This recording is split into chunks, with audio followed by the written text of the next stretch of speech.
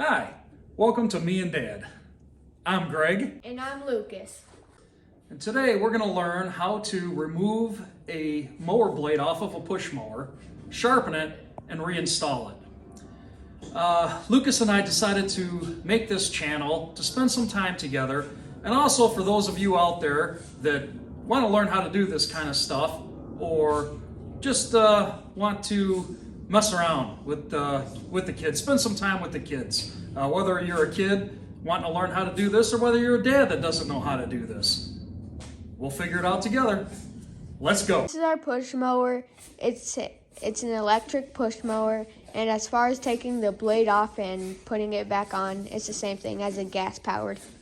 The first thing we got to do is flip the mower on its side. Okay, so for this particular mower, what they want you to do is put a screwdriver here to block the blade, because when you turn the nut to remove the blade, the whole thing is going to turn. So we put a screwdriver here to block and to hold the blade. Now we turn, in this case, down, which is counterclockwise, lefty-loosey, righty-tighty. Okay, off it comes. We remove the bolt. We have a bolt and a washer. Take our blocking screwdriver off. And the blade. And here's our fishing line. Okay, so discard the fishing line. Make sure there's nothing here, and I'll clean that up before I put the blade back on. Okay, with the blade off, we're going to take it over to the bench grinder and sharpen the edges on this blade. As you can see, from using this mower all year, there are some pits and divots and dents and dings on the face of this blade, and we're just going to sharpen that and take those out of there. This side's actually a little bit worse. Okay, off to the bench grinder. Okay, so this is a bench grinder. This particular bench grinder my dad gave me about at least 20 years ago, and it was old back then. This is an Ohio forge. I don't know where this came from. Maybe this is a Harbor Freight tool. We have a lot of Harbor Freight stuff in here in this barn, so this very well may be one of them. So before we get started, we want the proper PPE, personal protective equipment. So for this case, make sure we're wearing gloves. I think any kind of gloves will do. And we absolutely have to have some type of eye protection. I'm just going to use my regular glasses, but I think you should probably have some type of goggles, something covering your whole face, or even one of those face shields that flip down when you're using something like this. I don't have one. I should get one. For the moment, I'm just going to use these. Okay, so when you take your blades to get sharpened at a landscape supply store, they have a machine that will put an exact edge on this. I don't know what this is, maybe whatever, 35 degrees or whatever this angle is. They have a machine they'll lock in here, and they'll do it exactly to that particular degree on both sides of the blade. And that's the most efficient way to do this. You can do it for $10 a blade to get those sharpened. But I'm going to show you how to do it on a bench grinder. And you got to have a little bit of a practiced hand to do this. For those of you that don't want to pay the $10 to have the blade sharpened, or don't have a place that can do this for you, I'll show you how to do it on a bench grinder. Okay, so we turn the bench grinder on after we put our gloves and our glasses on. And it's going to be hard to hear after I get this going, so we'll come back after the video is over and I'll explain to you what I did.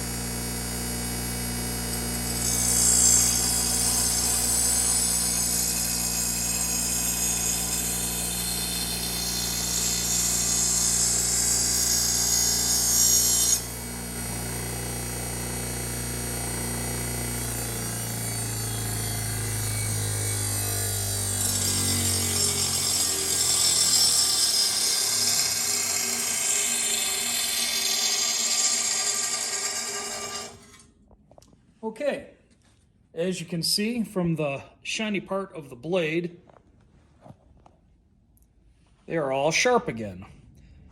Now, as I stated before, this isn't exactly a 35-degree angle or whatever angle that they use to cut these blades. But if you don't want to spend the $10 or you can't spend the $10, this is a great way to do this. Also, I've been doing this for probably 30 years and I've never had an issue, and my lawn looks great and the lawnmower cuts great. This summer, it's January here or December rather, here in Michigan, but next summer, Lucas and I will do a video of the Ego push mower that we really like, and we'll show you how this blade cuts. One thing I forgot to mention about these bench grinders, I'm gonna unplug this so I can show you. Anytime you're working on one of these bench grinders, it's important to, as this wheel's spinning this way, it's important that you don't wedge something in here like this. That could really be a catastrophe.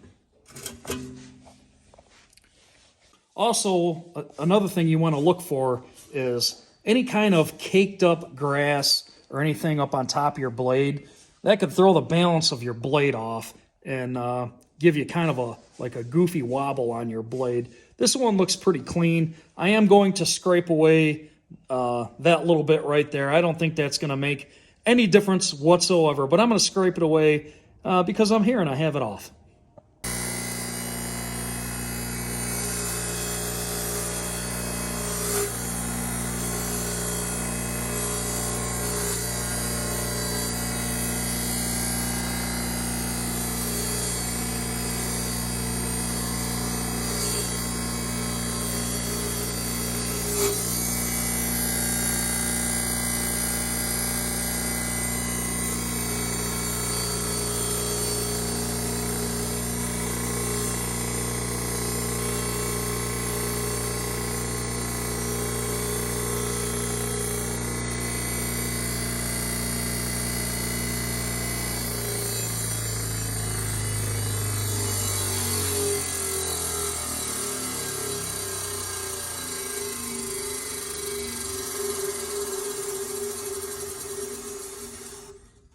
So the other wheel on this bench grinder is a wire wheel, and it works perfect for tasks like this that I needed to clean off.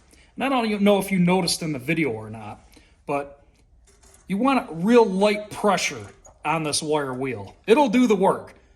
A couple times I pressed a little bit too hard against the wheel and it dragged my blade down.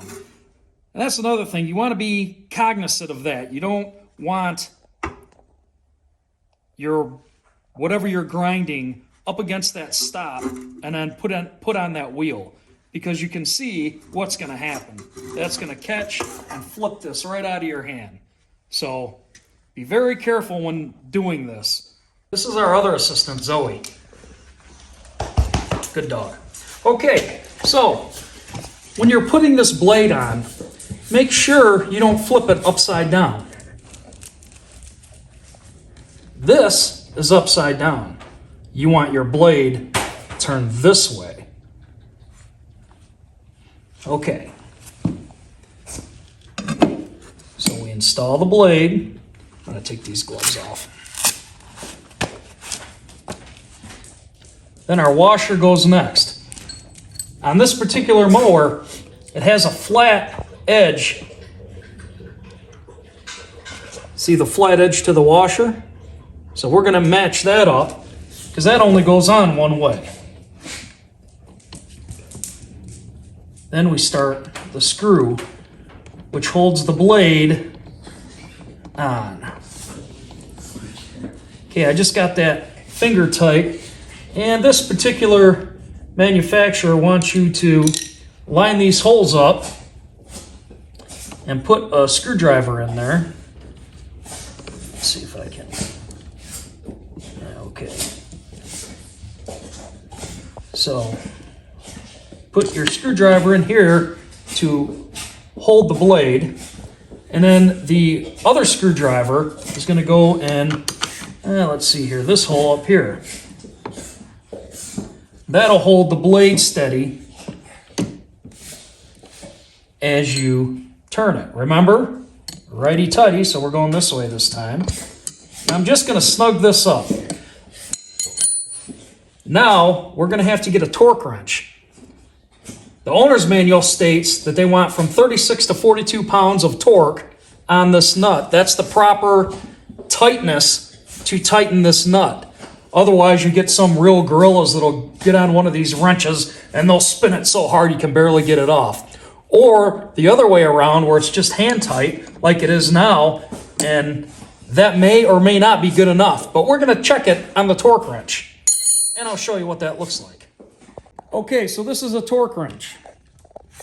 This is your setting down here. I have this set for 40 pounds. It's set, the manufacturer recommended anywhere from 36 to 42, so I just took 40 because it's right in the middle. You loosen this bolt down here, or loosen this nut down here, and twist the handle, and that'll move it up or down, and that will set your torque. And when you get it to where you want it, you just tighten that nut down there again. And in this case, I have it tightened down at 40 pounds. So we put our socket on the torque wrench. Okay, so you have a setting on your torque wrench for tighten or loosen, just like any other ratchet. So we're going to flip it over here to the tighten setting. Righty-tighty. Now, I just have a little bit of pressure on this torque wrench. I'm going to continue to tighten until I hear a click. And that's the torque wrench telling me that we are at 40 pounds of torque on this nut. Okay, here we go. Hear that? That means we're at 40 pounds. That's it. So we're done.